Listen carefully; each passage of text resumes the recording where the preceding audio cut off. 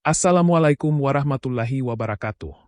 Hari ini kita akan membahas prinsip hidup tertib secara etis politik menurut Konfusius.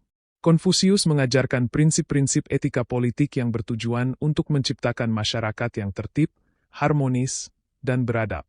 Berikut adalah prinsip-prinsip tersebut. 1. Prinsip etik pertama, kebajikan. Berarti kekuatan moral atau kebajikan. Dalam konteks politik, Konfusius menekankan bahwa seorang pemimpin harus memiliki yaitu otoritas moral yang menjadi dasar legitimasi kepemimpinannya. Apa itu kebajikan? Kebajikan adalah kekuatan moral yang dimiliki seseorang, terutama pemimpin, sehingga ia dapat memengaruhi orang lain secara positif. Pemimpin dengan tidak perlu menggunakan kekuatan militer, hukum yang ketat, atau ancaman untuk membuat rakyatnya patuh. Rakyat akan secara sukarela mengikuti karena mereka terinspirasi oleh moralitas pemimpinnya. Contoh dalam kehidupan. Seorang pemimpin yang bermoral tinggi tidak perlu banyak aturan atau hukuman.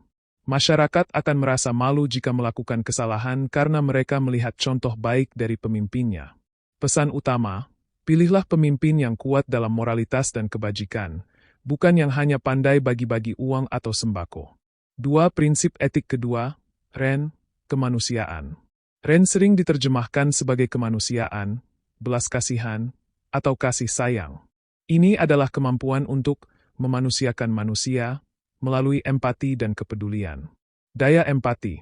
Seorang pemimpin harus memiliki daya empati yang tinggi, yaitu kemampuan untuk memposisikan diri di tempat orang lain. Dengan empati, pemimpin dapat memahami kebutuhan dan perasaan rakyatnya. Analogi bintang kutub utara. Konfusius berkata, pemerintahan yang berdasarkan kemanusiaan bagaikan bintang kutub utara. Ia tetap di tempatnya, sementara bintang-bintang lain mengelilinginya. Artinya, pemimpin yang bermoral akan menjadi panutan bagi masyarakat tanpa perlu memaksakan diri. To govern is to correct. Memimpin berarti memberi contoh yang benar. Jika pemimpin sudah menunjukkan jalan yang benar, maka rakyat akan mengikuti tanpa paksaan. Namun, jika pemimpin melenceng, rakyat pun akan ikut melenceng.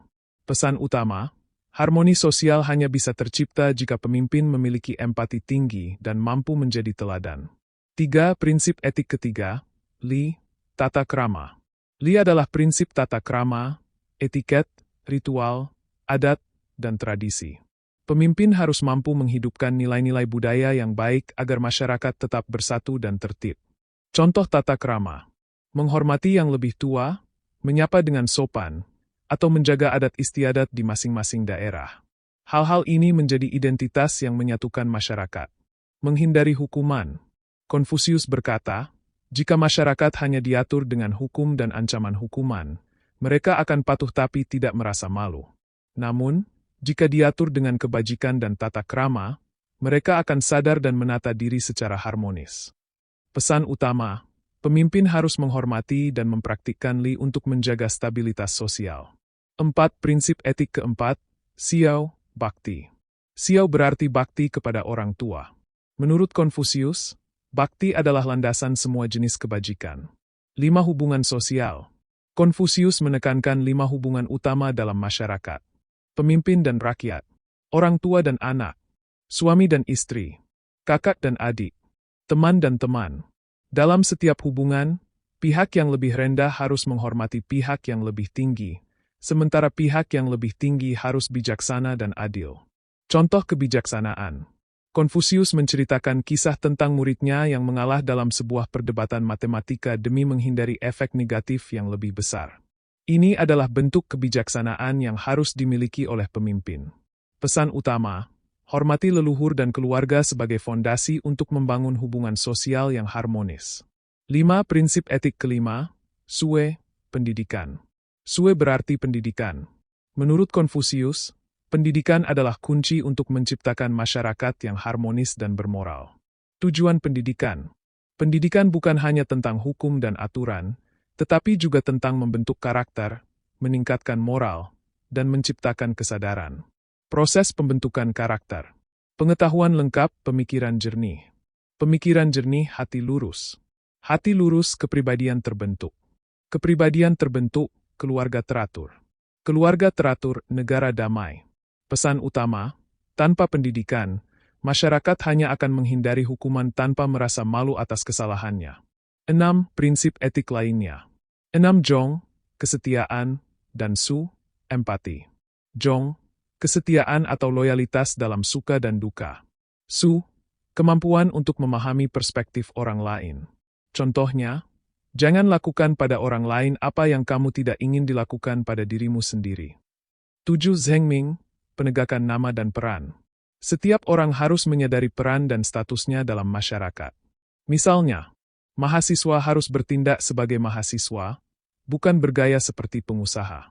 Pemimpin harus menjalankan tugasnya sebagai pemimpin, bukan mencari keuntungan pribadi. 8. Jungzi versus Xia Oren, orang unggul versus orang biasa.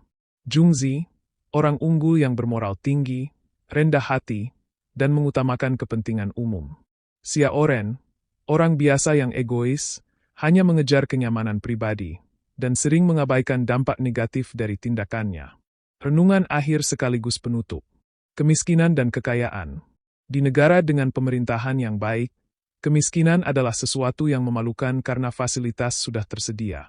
Di negara dengan pemerintahan yang buruk, kekayaan adalah sesuatu yang memalukan karena biasanya diperoleh melalui korupsi atau kolusi. Menjadi manusia sejati. Jika orang lain tidak mengakui nilai kita, tetapi hal itu tidak membuat kita galau, maka itulah tanda bahwa kita adalah manusia sejati. Keberadaan kita tidak bergantung pada pengakuan orang lain. Demikianlah penjabaran ringkas mengenai prinsip etis politik Confucius.